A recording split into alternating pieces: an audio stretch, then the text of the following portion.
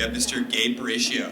Gabe is from Peoria. He is hoping to be a doctor one day, and his favorite TED Talk is also If I Had a Daughter by Sarah Kay. Welcome, Gabe.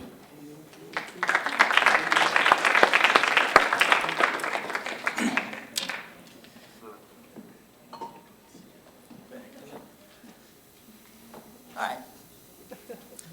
Smaller people than usually is before the first time, before the first guys. What's his name again? The guy that spoke here? The one that also did GMO? Aston. There's a lot more people here. Now there's like less people. And I like this better just because more intimate. Here goes. We like to donate our used clothes. We do it because we feel good about it. We like to go to our closets, look for clothes that we don't use anymore, and donate it to charities such as Goodwill or the Salvation Army. However, I'm going to tell you a little secret. What if I told you that of the 2 million tons of clothes we donate every year, only 10% of it is actually kept by the charities themselves? What if you knew that the 90% of clothes that aren't kept by the charities, half of it are sold to third world nations and sold in such a way that it actually ends up hurting those nations more than helping them? Would you do something differently if you knew all of this? I think you would. I think you should. We need to understand how something so simple, such as donating clothes, can affect something so big. Every action has a consequence. It's up to us to make sure that we do that right action, that right thing. And we do that right thing by thinking just a little bit differently on how we look at our donations. Like most of you, I didn't even think about donations having a consequence. To tell you the truth, it never even crossed my mind. I mean, again, how can something so positive, such as donations, can be such a negative? It's an interesting question, and a question I'll slowly answer by first telling you guys a story when I first encountered this dilemma. Of all the things, my story actually began in my chemistry class with Dr. Osner. I was sitting with my two friends, waiting for the usual chemistry lecture to begin. Before he began our class, though, he went on a tangent, like most teachers do before class. He takes off his shoes, his Tom's shoes, and shows his toes like this.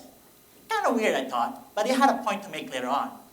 He began to tell us by saying how Tom's buy one, give one model has essentially become a disaster. Instead of helping out the African nations it wanted to help, it ended up hurting them even more. He told us that because Tom's donate tons of shoes to Africa, roughly 1 million by 2010, Africans who could afford these shoes are instead getting them for free. As a result, there was no incentive, no need to buy new shoes. A tragic consequence of that, he says, is a lot of African shoe manufacturers could not compete with the free, Western-made new shoes. I mean, will you yourself buy new shoes if you can get one for free? I became fascinated with a story that Dr. Oster presented to me. I thought that the question of a donation was not just a dilemma, but a moral dilemma. Everyone here wants to donate, but more importantly, donate properly. I certainly wanted to. And so I began to research about the second-hand industry and what they do with our donated clothes. This is what I found out.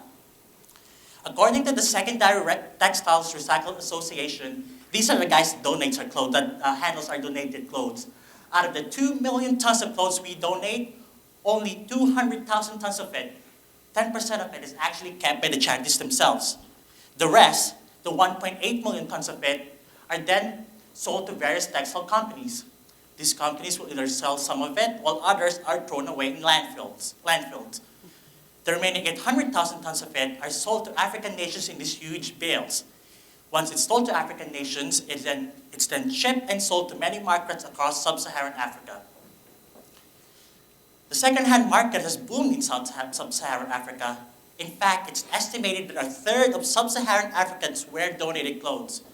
However, like Dr. Austin's stories about Tom's shoes, African manufacturers, this time shoe manufacturers, could not compete with the second-hand donated clothes. As a result, many of the textile manufacturers have closed. In fact, according to a 2006 report, between 1980 and 2000, textile and clothing industry had declined 40% in Zambia, 80% in Ghana, and a staggering 90% of Nigeria, where the clothing industry is gone. It has become so bad that various African locals, have called our clothes different names. In Togo, our donated clothes is called Dead Yobo clothing, which means a white dead man person's clothing. In Ghana, our donated clothes is called Brody Wawo, which means a white man has dyed clothing. For them, we donate our clothes not because we're generous, it's because that the person who used to wear it has died and no one wants to wear their dead clothes anymore. Look, I'm not here to make you guys feel about donating your used clothes. Donating clothes is still a good thing. It's still an honorable thing. Millions of people around the world still relies on our donated clothes. However, maybe we can think of a way, a better way, a different way of donating our clothes. We need to make sure that the clothes we donate don't create an unintended consequence. It seems to be a challenging task, I know, but I'm here to tell you that it isn't. The fact that we can affect donations by simply changing the way we donate signifies how important and how impactful we are in challenging the status quo. But how do we challenge the status quo? Well, we do it by thinking just a little bit differently. So how do we think differently?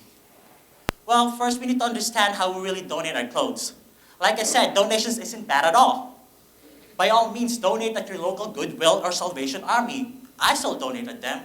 But don't donate to worn out and broken clothes.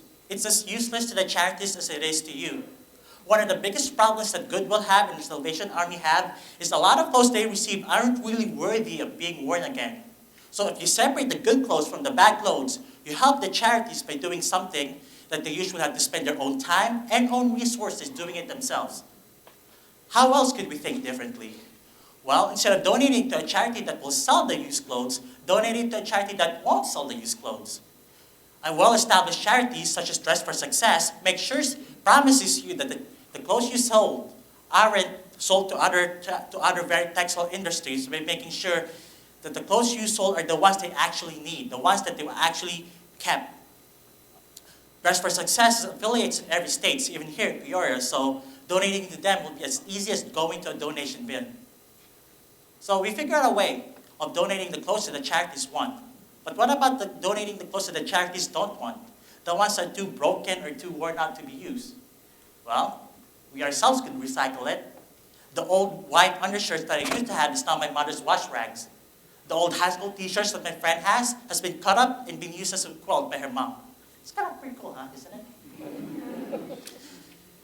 So I hope you learn about donating clothes in the industry.